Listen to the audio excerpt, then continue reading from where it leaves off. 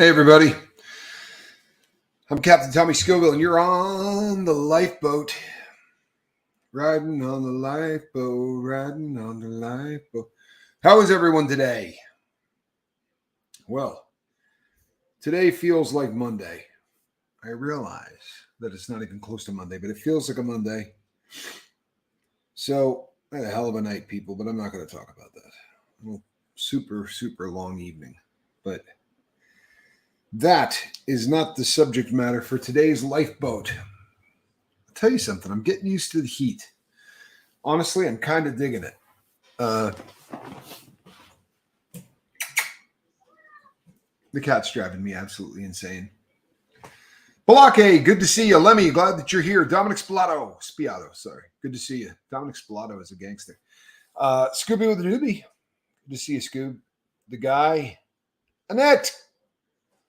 Always a pleasure. Monk. Charlie Mullins, the guy. I said Balake, so now we're just recycling. All right. Emma Hunt, always a pleasure. Good to see you, my friend. So, my story started in 1983. In 1983, I lived in Vermont. I was 13 years old. I was on a swim team.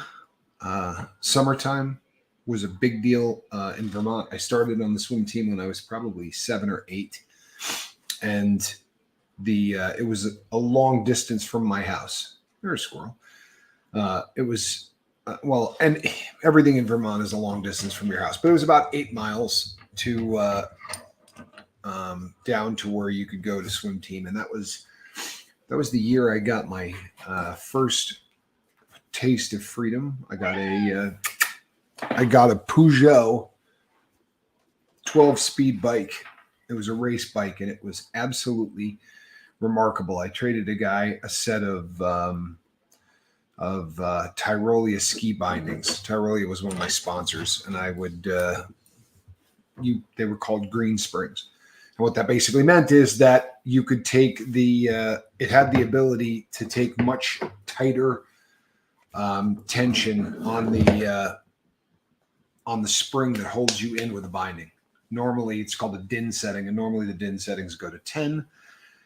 On guys who are sponsored, very often the DIN setting would go to 18. It keeps you in the ski, unless something catastrophic happens and you fall. And anyway, they're tough to get. You have to be sponsored to get green spring binding. So this guy traded me a set of my Tyrolia. I think they were 490 RDs back in the day. 490 RD bindings for a Peugeot bike, which gave me the opportunity to go all over God's creation, which is not the reason, by the way, that I ended up on drugs. The reason that I ended up on drugs is because there was a group of people that I thought were really cool. There were 2 guys. One's name was Matt, and Matt I thought was probably the coolest person alive at that point in my life. Matt Johnson was his name. Matt wouldn't care if I used his name, which is why I'm using it. But and his friend's name was Darren, and the two of them, I'd been told to say no to drugs. Long before Nancy Reagan ever came along, my parents talked to me about drugs. They didn't say, let me tell you about drugs. They said, say no to them. And I said I would. And the first chance I got to, the first time I had ever been offered, I got high. I was 13 years old in 1983. Here's the deal on that entire subject.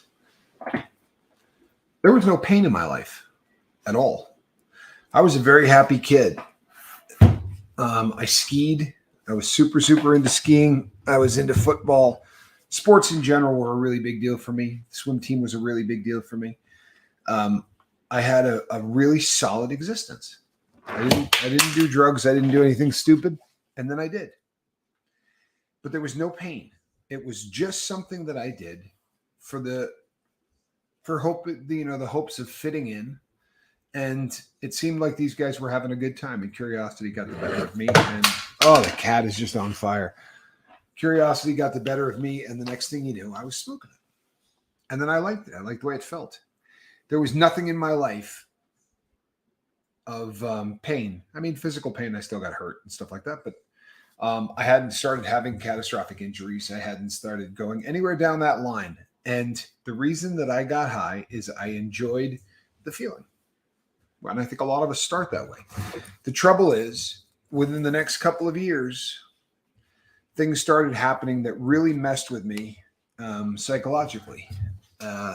It had to do with, I've talked about it on the boat before, but it had to do with me feeling like an idiot, me thinking that I was less than intelligent, certainly a lot less than my siblings. And I thought I was damaged goods. And to be honest, I was damaged goods. I wasn't born like everybody else, and no one is born like everybody else. There is no everybody else.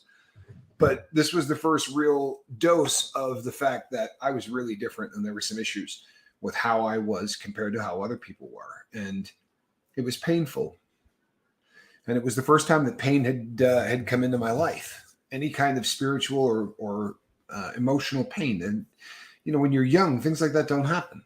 There really is very little that you have to endure as a kid, especially if life is good. Obviously, there are situations where kids don't have the perfect upbringing, and that's really tough. I had the perfect upbringing. I had absolutely no excuse whatsoever.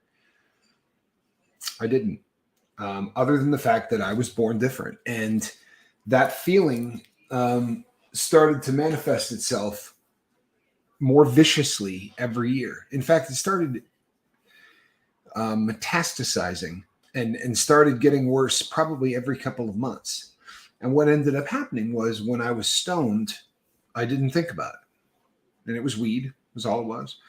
But when I was stoned, I didn't think about it. It was like I was insulated in this bubble that kept me from the pain of being who I was. And weed was that bubble. And when I didn't have weed and that bubble was gone, I freaked out more as a kid without weed than I did as an adult without heroin. As an adult without heroin, I would sit down, I would try to come up with a plan. As a kid, I went postal. For real. I couldn't handle not being stoned. And again, not in the beginning. In the beginning, it was just fun. And I would smoke for 2 or 3 weeks, and then I would run out of money. And, a week would go by or 5 days would go by or whatever. And it was just, you're waiting until you got a little cash and you might buy a little bit more weed. But once I had pain in my life, once there was something that was a constant reminder, something that I thought about around the clock, once that became a reality, then my need to get stoned became all encompassing. I used to, and everybody, when they first start getting high, you realize that, holy crap, that black stuff in the pipe will get you stoned if you smoke it. Scraping resin became a thing. And one of my favorite things to do was to volunteer to clean people's pipes. I mean, as a kid, that was the thing. I'd say, you want me to clean that? And, I knew old burnouts, guys that were in their 30s and 40s that would go, oh, dude, you want to clean? I got like 5 or 6 of them. You can clean them all. And I'd leave it a ball of resin about that big.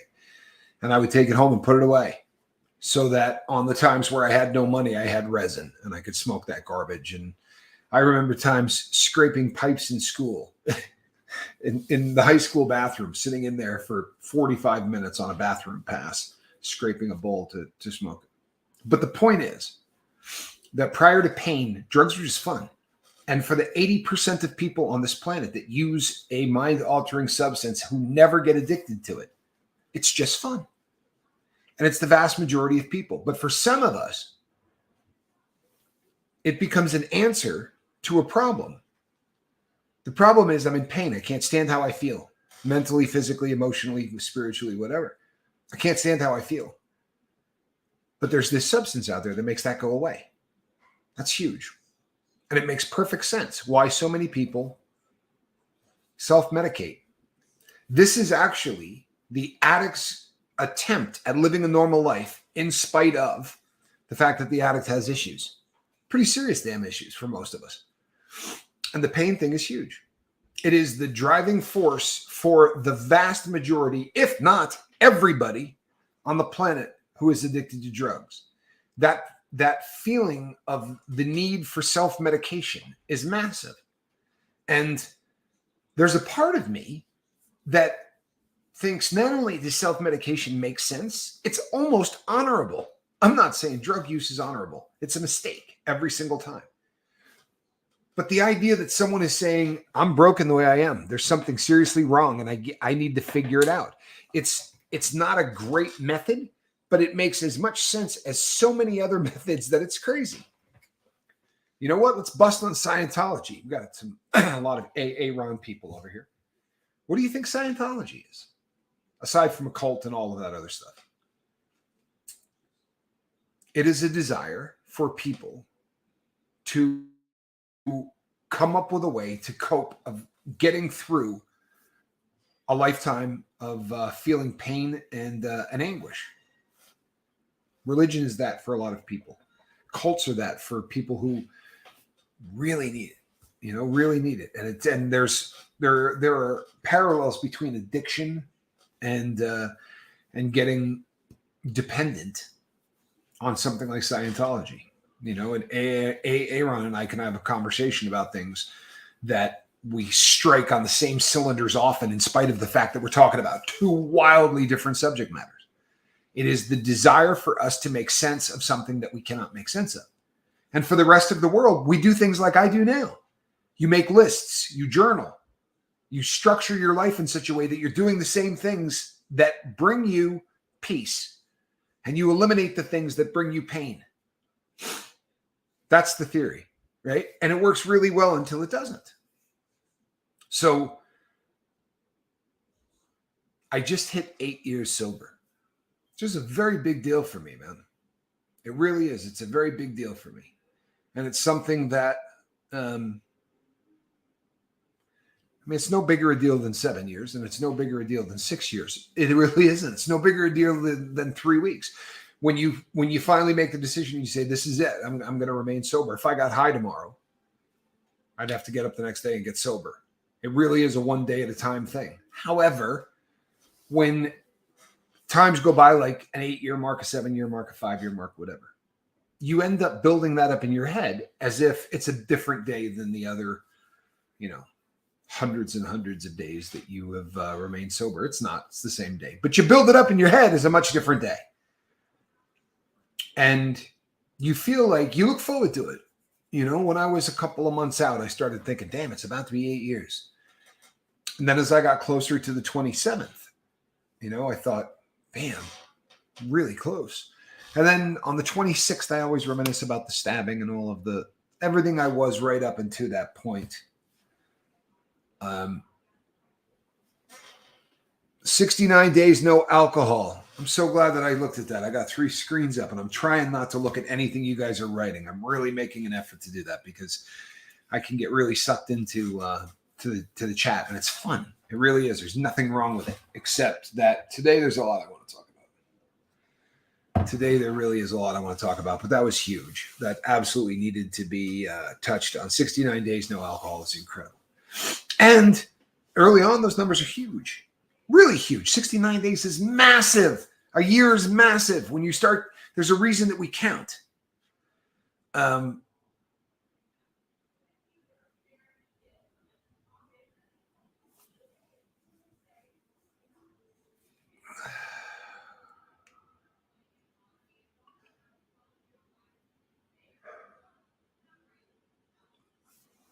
Anyway.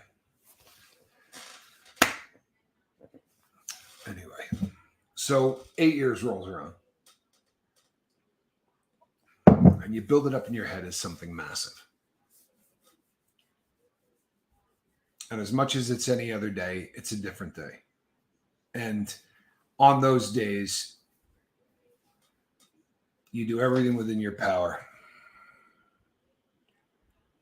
On those days, you do everything within your power to make it a great day.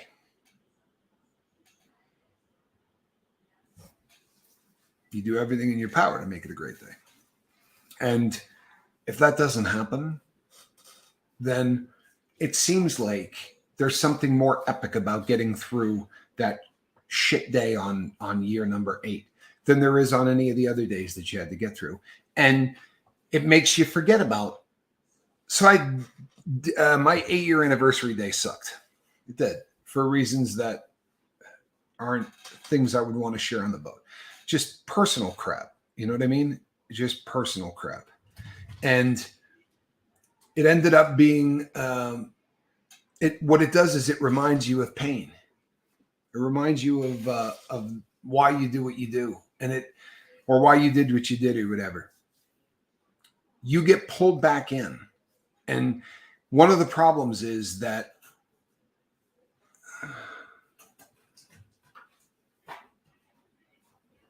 hey, Mel, I'm sorry, brother or sister. I don't know. How about if you tell me what you are so that I don't make a mistake? I struggle with the gender thing because we get names that just are difficult, and I don't want to mess this up. Certainly, I don't want to. But Mel, I'm sorry. I can't imagine that. It's going to happen to every one of us, but I can't imagine that. That had to be just excruciating. That's pain. That's what we're talking about. And then you know what? It's legit. Interesting. You're talking about pain. My autoimmune disease is killing me today. I am in major physical pain. Joints are hurting so bad. There are a huge number of people on this planet. Cowgirl. Sorry, Mel. I'm sorry. I'm telling you, if I guess that, I don't think I've been right in 2 years. It'll be 2 years next month that the boat's been doing this, and I don't think I've ever done right. I know a girl named Rick. We've had people in here with names very similar to it was Rick. We have a girl that's a subscriber whose name is Rick.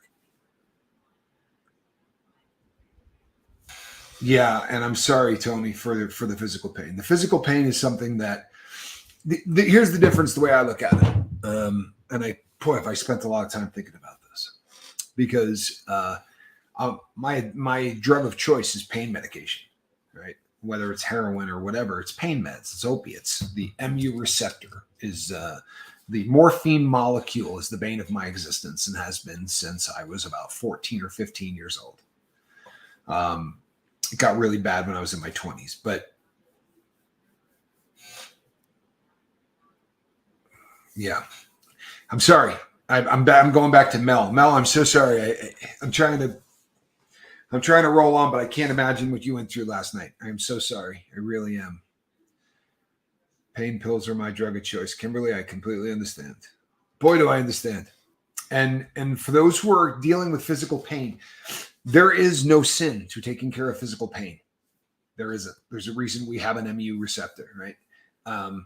But it becomes a problem when the pain that you're taking care of, lupus, celiac, and rheumatoid arthritis are pain. Those are three things that cause legitimate pain.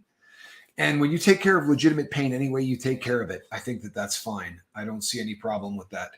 I get crap about this every day, and it doesn't make any sense to me. If you're in pain, you should be able to kill pain. If you're in spiritual pain, you should evolve as a creature to learn how to take care of spiritual pain because you can make it go away. Physical pain, there are people out there that say, once you can master taking care of yourself, you can overcome physical pain. I cannot. I've never been able to do that. There are people for whom that is possible. I got addicted to eating fentanyl patches. Alf, I have eaten a ton of fentanyl patches. Cut them into quarters and just chew on them. I've done it a ton. I've eaten quarters, halves, fulls. I started out with 75 milligram patches, that go over a certain number of days. And then we got a guy on hospice that was getting 350s. And they were you could cut them into smaller chunks, obviously, but you end up chewing them all day long. Pain, physical pain, is something that I believe we have a right to treat. And there are people, because they wander onto the lifeboat, or there are people who struggled with other substances who think, I would never take pain medication because I've been addicted to it. I'm a heroin addict. The day is going to come where I can't get through life without pain. Without pain management. It's the reality. And when it happens, I'll take it. A group hug for Cowgirl Mel. Amen. You know what? Amen. Mel, I'm glad that you found the lifeboat. I'm sorry that this is such a tough time for you. I honestly cannot imagine. I can't. And, but I'm glad that you're here. You know what, Mel? Pardon me for jumping off of subject. That's on subject, I guess. This is definitely pain related. But my sobriety date is my mom's birthday. I didn't plan that in any way, shape, or form. In fact, I didn't realize that until I'd been on the lifeboat for a while. I was having a conversation with somebody on the lifeboat who said to me, my sobriety date is July whatever. But that's actually not my sobriety date. And I said, what the hell does that mean? And he said, well, that was the last day that I got high. That was the day that I decided to quit doing drugs. So the next day is technically my sobriety date. Well, I had been celebrating the day that I got stabbed as my sobriety date because it was the last date that I had ever done dope. But I did dope that day. So my sobriety date isn't the 26th of June, it's the 27th. And after somebody pointed that out to me, I went, holy crap, I've been celebrating the wrong day for years. Not that it matters. But the reason that I say that is there are days that are epic. Now that my sobriety date, I realized that it's my mother's birthday, it became worth something more. The odds of that happening are 1 in 365, right? That's really, so on days that are epic or things that happen that become a very large deal, they can take on more meaning. I understand completely why you got wasted last night. I don't think there's anybody on the lifeboat, past, present, future, who will not understand exactly why you got wasted last night. Bank on it. You know, that's a really difficult thing. Your sobriety date is my dad's birthday. Your dad and my mom were born on the same day, Kathy. What are the odds of that? John Doe says, I have no clue when I quit. Nothing wrong with that either, Joe. Joe, I'm looking at Doe. There's absolutely nothing wrong with that. I was in prison. It becomes a real focus thing. You know, time is something that you spend a lot more time thinking about. In fact, it's all that you ever think about.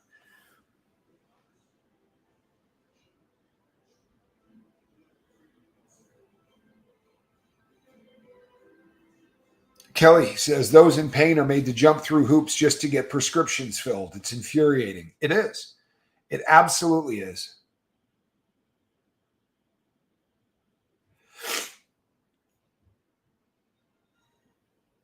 Scoob, if you do a line, I might drive out there and smack you.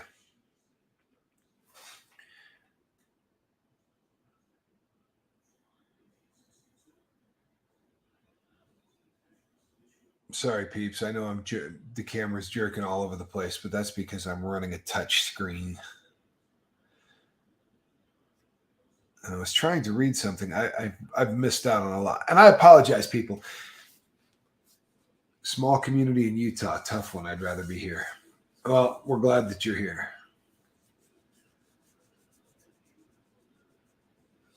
Mel, I'm really glad that you're here.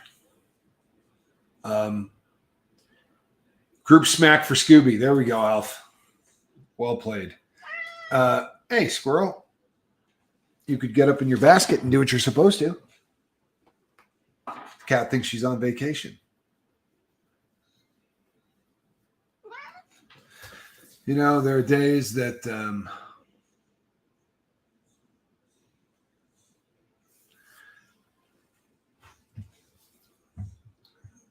availability of pain meds is going to become a real problem since they come from China. There are a lot of medications that we're really struggling to keep on the shelves here in the United States. Lemmy says 25 watching, only 15 likes. I can't believe 25 people are still watching me. Having a real struggle today, people. There are times that I can talk for an hour about whatever I'm trying to get out of my head, and this is that's because gabapentin. Alf says I can barely get my gabapentin. Gabapentin is the 5th most prescribed drug on the planet right now. So in this country, the problem with gabapentin is this: it was made under the name brand Neurontin, and it was given out for very, very few things. Right? It was an anti-seizure medication. That's what it was made for. And as an anti-seizure medication, it took up this much of the market. And then they started to go off-label with that stuff and started writing prescriptions for things that have nothing to do with seizures. they started to write prescriptions for, they use gabapentin now as an antidepressant in some places. They use it to manage pain a lot. It's used as a painkiller now more than it's used as anything. And it's not what it was designed to do. I'm not saying it doesn't do it. I'm just saying that they're prescribing the dog crap out of it. They call them Johnnies. In a lot of places on the planet, they refer to them as Johnnies. And they sell them buck a piece. They've become a very abused drug, which really kind of blows my mind because it doesn't really, I don't know. The psychoactive effects of it are, they're not really profound, but it is there's a lot of people doing that drug. I was prescribed gabapentin for nerve damage after carpal tunnel surgery. Messed me up bad. There are people for whom gabapentin is really an issue. So gabapentin is in a family of drugs that treat nerve pain. Instead, they do it a completely different way. You hear doctors say regularly that opioids don't treat nerve pain. I don't know that I know that.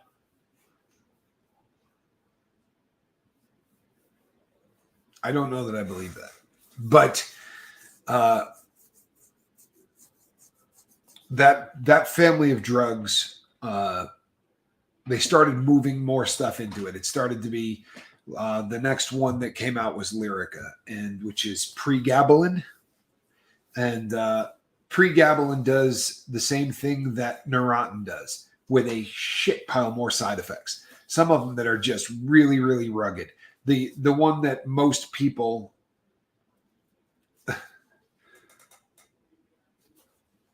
I love that. I don't even know what it was in reference to, but I love that. My neighbor was doing coke, pills, and alcohol and lost her children. When she realized her next step was heroin and her eldest hated her so much she cried and she quit cold turkey. That's it. That's impressive. That's impressive. And brought on by pain, right? She felt enough pain that as opposed to going, it's kind of what I wanted to get to today. The comment section has had me reeling. Why do we have to live in so much pain every day? Well, Annette, the question, and that is the question, isn't it? Really, that's where I would like to take this. The question becomes, is it physical or is it other pain? Because we're going to break pain into two segments, right? There is physical pain and there is other. Because physical pain, pretty basic. Everybody understands it, whether it's a toothache, it's a headache, it's a brain tumor, whatever is causing you physical discomfort, that's pain, right? The other pain falls into everything that isn't that. So you've got spiritual pain, the inability to connect with something bigger than yourself, or the need to, or I'm prescribed gabapentin with Suboxone for pain management. I had no clue about them. Well, Suboxone is a very, very long-term pain medication for that reason. A lot of, and that says spiritual pain. Okay. So spiritual pain, emotional pain, everything that is in the other department, we're into a different kind of animal. And if you look around the world, right? You look in your town, you look in other countries, you look around the world, and you are going to see an entire group of people who are answering the question, how do I deal with other pain?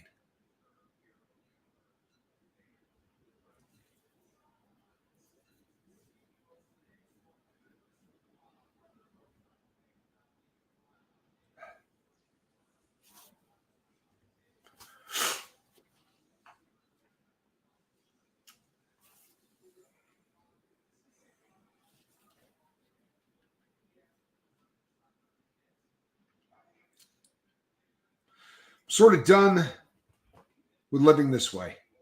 I'm too old and I have no dependents. Just a waste of space now. I'm worth a lot of dosh dead. And I think my daughter would be cool with that. What do you think, crew?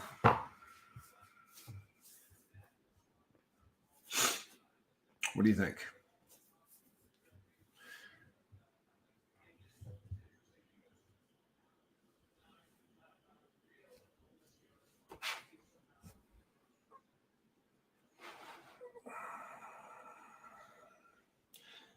John Doe says that's tough.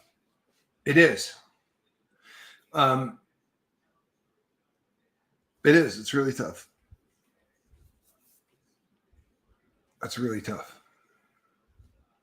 I don't believe that your daughter would be cool with that. This isn't the place to discuss this. It's probably bad form. Trish Killian says, full of hope. As we get older, we realize society doesn't value us as much anymore. That's why we have to value each other and our God. Goddess Divine says, no, not okay with it. Monk says, full of hope, we love you. Rose says, I felt that too. It's something I switched in and out of due to pain. You don't need to bounce, but you need to think about what puts you into a space to make that statement. And the other type, as I was saying, this is why I'm so bad, people. The comment section today has done this to me all day, and it's legit. I mean, how do you not respond to that? But you look around the world and what you see is people who are trying to cope with the other pain, the pain that all of us feel that doesn't have anything to do with physical, the pain that Annette's talking about every day. Why is it that so many of us have to deal with so much pain every single day spiritually? Because that's how we're built, right? We have these emotional, we're built with a pantheon of emotions, a crap pile of them. However, we focus as human beings on one of those emotions, or two of those emotions, or three of those emotions, and they become the focus. And what you focus on, I promise you, will become your reality, right? We've done 150 shows, I kid you not, on people who have just, the kid with Down syndrome that finished an Ironman triathlon was one of the most heart-wrenching shows that I ever did. And you look at this person and you go, how is this friggin' possible? Right? Every gift that God could give a person, physically, mentally, spiritually, I got it. There's no way in hell I could pull it off. There's no way in hell. Why? Because I have learned over the years at getting really good at focusing on the wrong crap. You watch people that do yoga every day and you go, oh, they like being in good shape. They're working a way out to deal with the other. You watch people who play golf and you go, oh, this is super into sports. No, it's a way to deal with the other. I promise you, everything that we do in life is an absolute focus on the other. You go out and you play tennis. You say, well, it's for exercise. It's to take your mind off of all of the things in life that suck for 2 hours at a whack. Golf, 5 hours at a whack, right? My relationship with God has been the greatest thing in the world for me dealing with pain, other pain. It doesn't matter if there's anybody there. There doesn't have to be somebody in my 5 to take a phone call. I can sit down and I can pray. I try to do what I can. I'm not preaching to anybody, but I try to do what I can to not say or think things that would bum out my higher power, right? F my life was something I used to say about 25 times, 30 times a day. I have a feeling my higher power wouldn't dig that. And I don't think it's very good for me. It took me off in a direction where my focus, where I put all of my energy, when my brain is firing full, if I concentrate on everything in my life that sucks, pain will be my reality 24/7. My other option is simple as hell. I get a spoon, a lighter, a 10 bag of heroin, and a syringe, preferably a U-100 with a long blade. And I stick heroin in my veins. Knocks it out like that. Problem is, it knocks out freaking everything else. Everything. Love, gone. Right? Hate, gone. Pain, gone. God, gone. Family, gone. Work, gone. Responsibility, gone. Truth, gone. Soul, done. That's it. Plain and simple. That's it. So I need a plan B. I need a third option because those two don't work. Sitting and hating my life around the clock doesn't work for me. It doesn't. I tried it. I'm sober. That crap doesn't fly for me. It doesn't. That white knuckle stuff, I've never been any good at it. That's why I failed so many times. The reason that I made it this time with Q is because I got out of my dome. I wrote down exactly every single thing in my head, got that put down onto paper. Years, 8 years of it now. I write down everything that's going on in my head. And you know what I did? I peeled the friggin' onion and I kept taking the skins off of that thing. Kept taking the skins off of that thing until I got back to the original sin. I started the show with it. Okay? Getting high wasn't about getting high anymore. All right, when did that shit change? At what point did I go, this isn't just about fun anymore? This is about me feeling right. This is about me being normal. That's what this is about. I want to be freaking normal. You know? Dope's going to do that. That was what it is. All right, when did that happen? What caused that to happen? You think the pain from 13 is still with me today? It's not. All the shit I did to run away from that pain is what's with me today. Convicted felon. Right? No getting away from that. Divorces. Hurt people. Lies. Theft. All that crap, no getting away from that. So I learned to cope with the things in my past, and I came up with methods for doing it. And they seem simple as crap. And they are, for the most part, simple as crap. I go for long walks, right? I do deep breathing exercises. I work out, not as much as I should, but I work out. I walk. I get out of Dodge when I start feeling myself slip into that other, that pain that doesn't come from the physical. When I start slipping into that crap, I'm getting up out of the chair that I'm in, if I'm in a chair. If I'm in a room standing, I'm leaving the room. I'm leaving the house. You know, get used to it. If you know Tommy, that's just how it's going to be. I'll be right in the middle of and it doesn't mean you did something wrong. But I can be in the middle of talking and just go, you know what? I got to go. I'll be back. I'm in a bad place. I'm in a bad place. Learn to deal with your brain. It's a machine. It's not a great functioning machine, but it's an amazing machine. And once you have some kind of an idea of how it works, these things mean nothing to anybody on the planet, except a small group of people who absolutely adore them. Taking them apart, farting with them, touching them, playing with them, shipping them, right? This takes up a great deal of my time. And when I have one in my hand, I'm happy. So am I going to make more money slinging watches or being a public speaker? I can make more money in 2 days as a public speaker than I'm going to make in 2 months selling watches. When I was a public speaker, I made a lot of money. It pays ludicrously well. Seriously, it's not rock star money, but it's damn near rock star money. You know, you can go on stage and work for a couple of hours, an hour and 45 minutes, something like that, and make $2,000 to $5,000. I mean, that's really easy money. But it doesn't make me feel like this. Right? Silly as shit. But it doesn't make me feel like this. Dealing with things that make me happy, that goes on a list, man. Right? That goes on a list. These things make me happy. Well, I'm going to play with them. I'm going to play with them. These things make me miserable. I'm writing them the hell out of my life. You say, well, Tommy, there are things you can't get out of your life. I'm not so sure of that. I'm not so sure of that. If I can't get it out of my life, I sure as hell am going to figure out a different way to deal with it, because the pain aspect of it, I'm getting that out of my life. I'm getting that out of my life. Whatever I got to do, I'm getting it out of my life. And I'll tell you something right now. The last 21 days of my life have been rugged. I'm telling you. In 53 years on this planet, the last 21 days are up there among the most stressful I've ever lived out, right? Not in prison.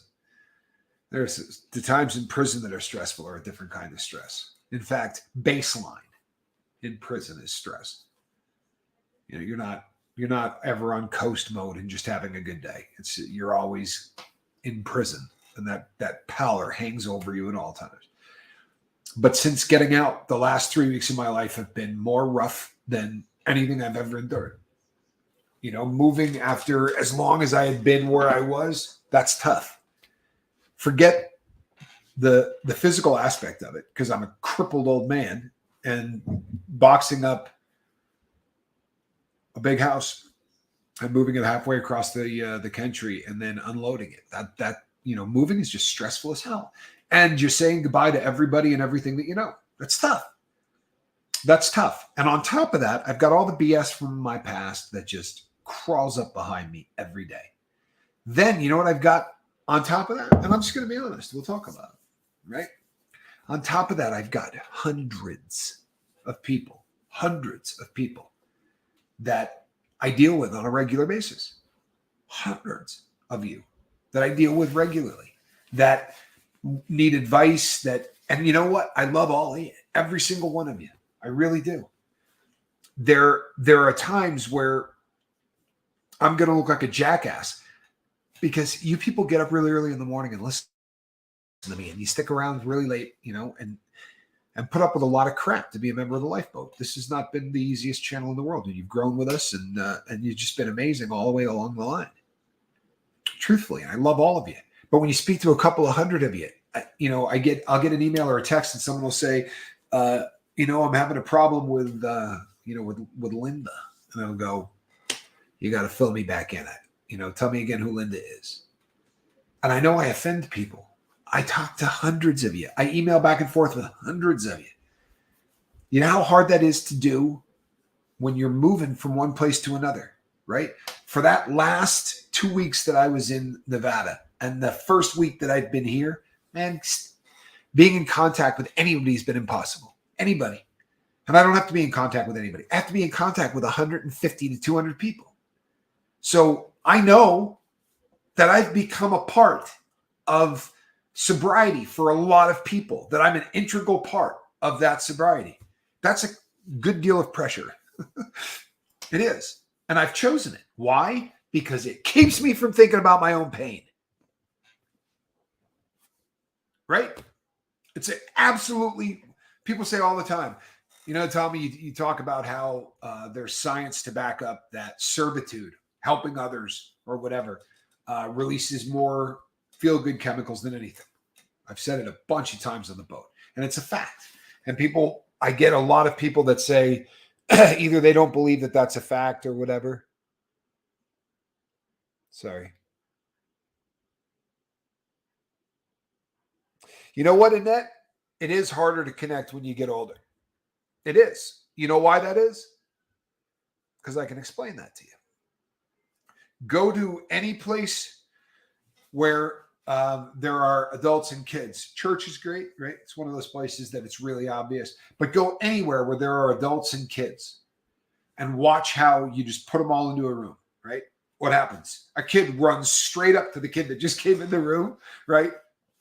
I'm Tommy. Instantly introduces himself to every kid there, right?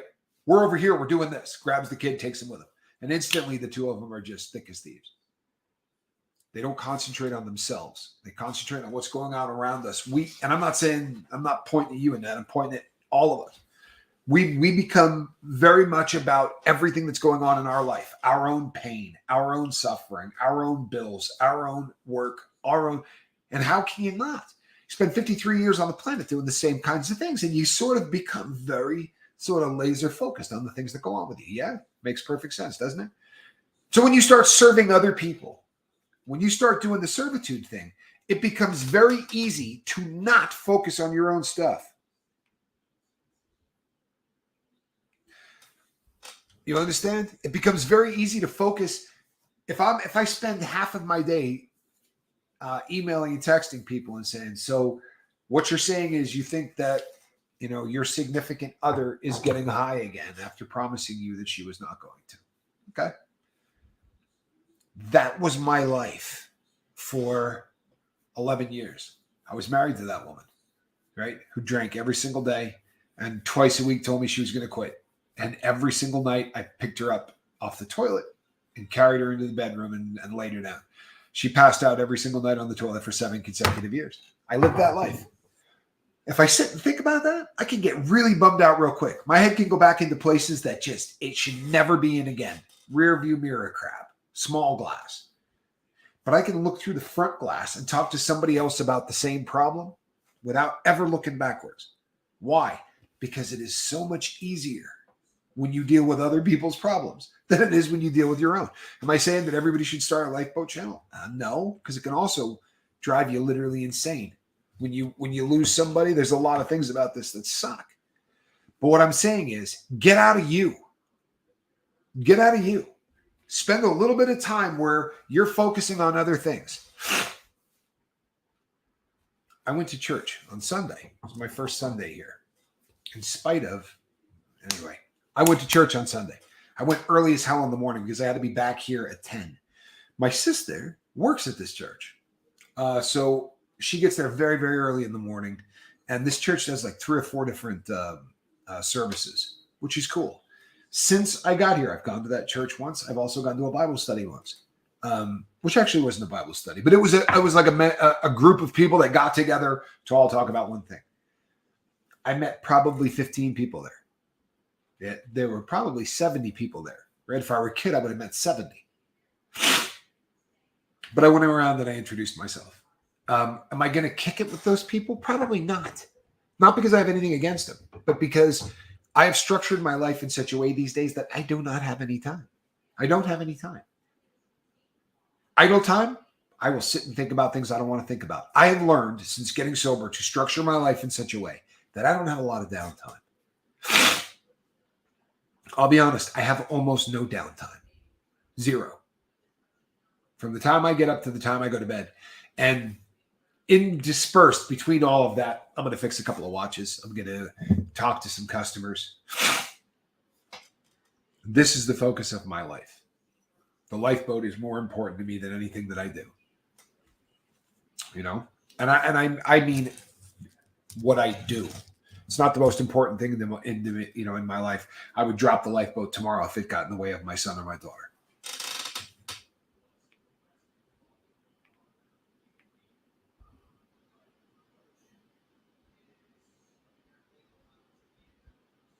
Sorry. Unpredictable Tony says, I need downtime. There's no question. Structuring my time the way that I do is how I've managed to stay sober for 8 years. And I did the same thing inside versus outside. Make no mistake, I have downtime, but it's never spontaneous. You understand what I'm saying? My life is structured. Not everyone needs to do this. I do. This for a whole host of reasons. This is what works for me. Now, downtime is essential, but I schedule it. And the reason is, Tony, that if I say, you know what, from 2 to 4, I'm going to go do this as a way to relax. I can do that. If instead I just have a couple of hours that at any point in the day I can just kind of sit down, what ends up happening is I have a brain that works in such a way that if I haven't given it something to do, it goes and does things on its own. And this is a lot of people, right? But this is really something that I struggle with. My brain will run wild unless I give it an assignment. So if the assignment is downtime, I do really well. If downtime just shows up and my brain doesn't have an assignment, it finds something else to do. And that's usually disruptive at the minimum and malignant, right? At the worst. It really can be something that can mess me down. Sorry, hold on a second. Sorry. The pain thing is real. Physical pain, you guys know how I feel about physical pain. Figure out a way to treat it. Whether that's going to be whatever it is you need. We were not designed to suffer physically for the entire time we're on this planet. Get treatment.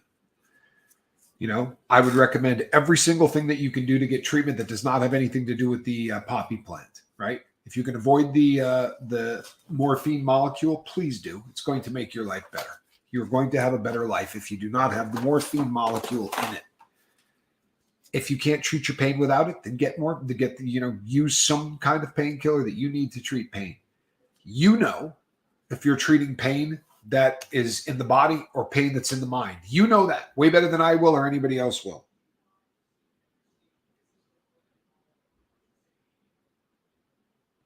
Unpredictable Tony, I don't think you could come up with better downtime. I've said this many times on the boat, and I'm sure that I'm not the first person to say it. I think it's probably a cliche that I picked up somewhere along the line. But nobody on their deathbed ever said, you know what, I wish I had read the Bible less. It's not one of those things that people come back to regret, ever. You know, it's bizarre. So I power up this whole system, and if the power cord's not in, everything kind of dims. But I know the battery's got a completely full charge on this puppy. I had it plugged in for, I don't know, ever.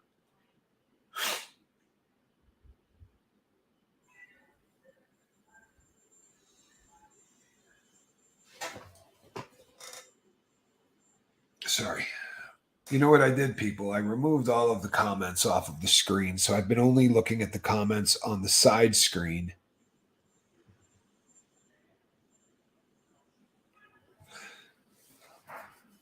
Kathy says, Alf, I taught all boys military academy a while. Those boys would snort their meds often or sell to the other boys to snort. Yeah. Let's see. What were we snorting?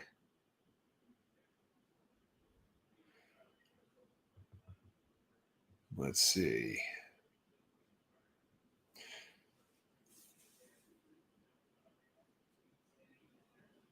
Kelly, I like that. Tommy, I have an issue snorting my Wellbutrin. Have you heard of this? I struggle, guys. Alf. Damn, I'm so glad that I read that. Okay, Bupurion is the drug that you're snorting. Have I heard of it? I've snorted my body weight in it. Yeah, I have snorted a crap load of it. I assume that you're doing time-released versions like 150 milligrams or 300 milligrams.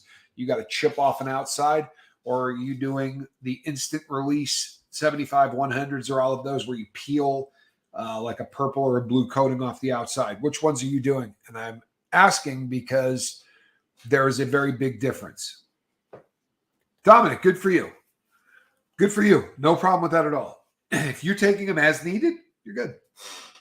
It's a non-issue. Snorting Wellbutrin is not good, though, Alf. Snorting Bupurion is a serious thing. It is an epidemic north of the border. When I was in federal prison on my first prison sentence, every single person in the entire prison, the blue instant release. Well, on the bright side, you're not doing the stronger of the pills, which should mean that it's going to be a little bit easier to get off of. Number one, does it not mess up your snout? Tylenol here as needed. Good. I really love this channel. So productive and positive. Pure bliss. God has blessed you, Tommy. Thank you. Well, God has blessed me. There is no question. I need the lifeboat, and it's been a great outlet. It hasn't been all fun and games. There's been some tough stuff. It's still tough stuff. Dominic, that's tougher. Well, I have absolute faith in you, my friend. You're going to, if you're still drinking, the day is going to come soon where you're not going to. Alf, I hate Wellbutrin. I stay super busy and I have no time for spaciness. Well, snorting Wellbutrin is a completely different animal than is taking it orally. When you snort Wellbutrin, the effects are very similar to cocaine. Obviously not to the degree, but that's why people snort it. It takes you right up. You're up for a very, very brief period of time, and then you come right down. But what Kathy is saying is relevant, Alf, and the reason is you snort Bupurion, you snort Wellbutrin, and you get that initial rush that almost feels again like cocaine. And you get a good solid dopamine hit, and your heart starts racing, and all of those things happen. However, when I've messed with alcohol here and there, still trying to quit, and you're going to. Yeah, and you're going to. No issues whatsoever. But I promise you're going to. Keep coming here. Keep listening to everybody. The comment section on the lifeboat brings so many people together that have all successfully kicked things and all done it in different ways. And you can learn so much from the comment section here. People, I'm the DJ, right? I'm not the music.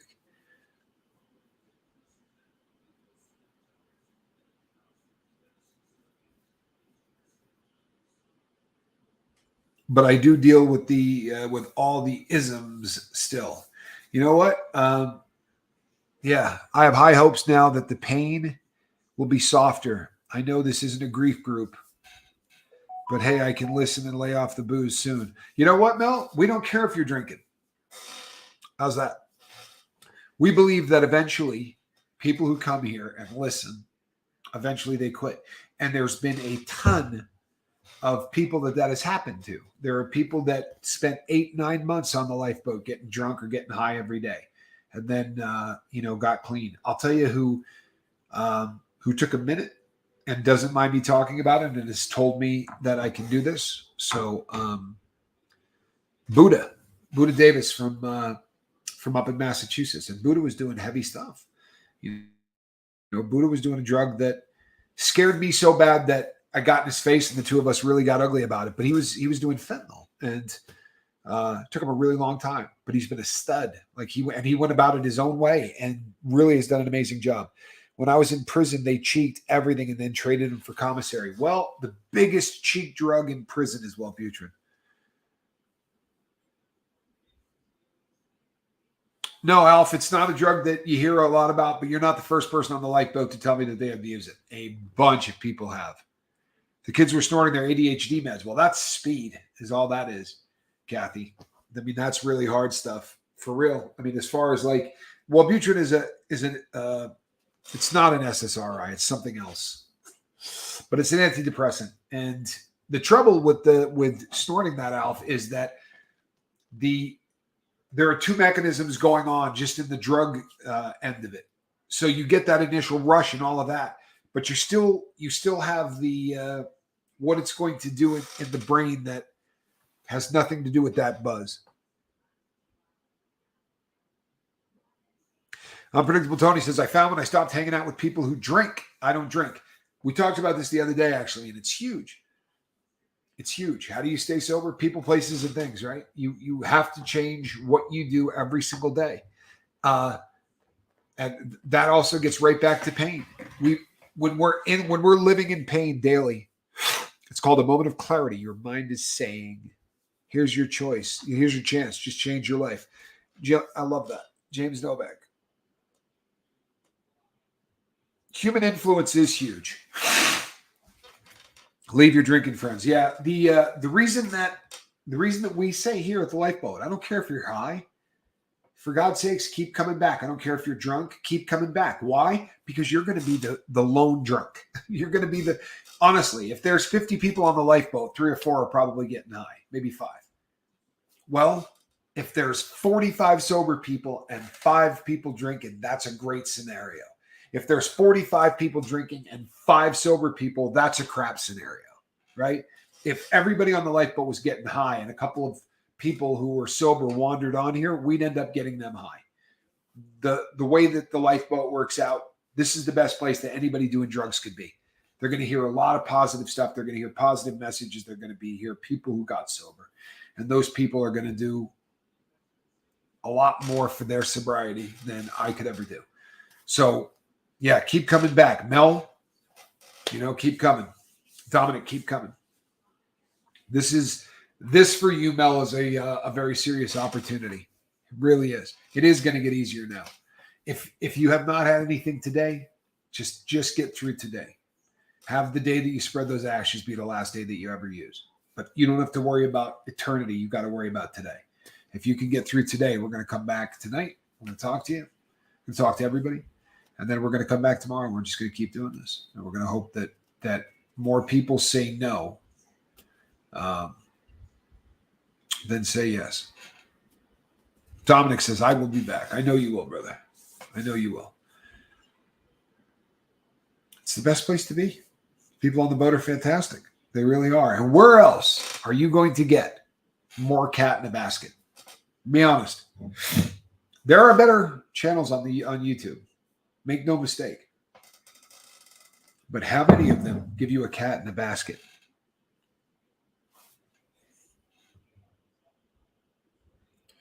Mel, are you kidding? Mel says, thanks for having me in chat. Mel, I am lucky that you are here. Truthfully, I am lucky that you are here. I'm lucky all of you are here. It's not something I ever want to lose sight of. I am blessed as hell that people show up and listen to this, because doing that brings everybody together. Good morning, Rick Smith. Says Balake. All right, peeps. You know what it is? It is. It's the time to start the day. I'm going to be really honest. You know what I'm going to go do? I'm going to go get back on that mattress. I slept last night a decent amount, but I said I have to schedule everything. I'm getting about a third of the sleep that the doctors tell me I need to get. And I keep finding out every day how much more important it is that I actually get sleep. Like how much I am damaging the crap out of myself by not sleeping. So I am going back to bed, people, for as long as humanly possible. I would rather deal with my physical pain sober than being high and pain free, caught up in the game every day, out there looking for that next high. I do not miss that. Boy, Kimberly, I do not miss that either. We call it the chase. And if there's one, the greatest part of not being on dope is not having anything to do with the chase, not having to worry about the next one. That is, that's the payout of my sobriety on a daily basis. Crying is learning. Embrace it. Damn straight.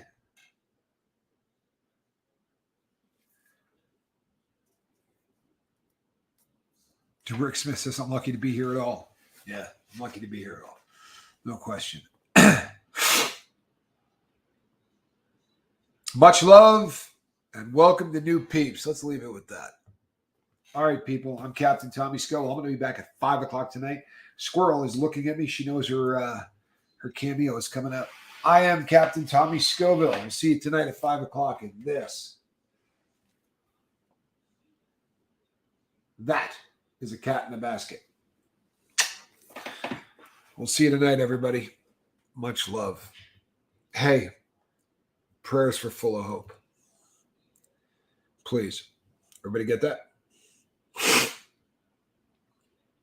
Prayers for full of hope.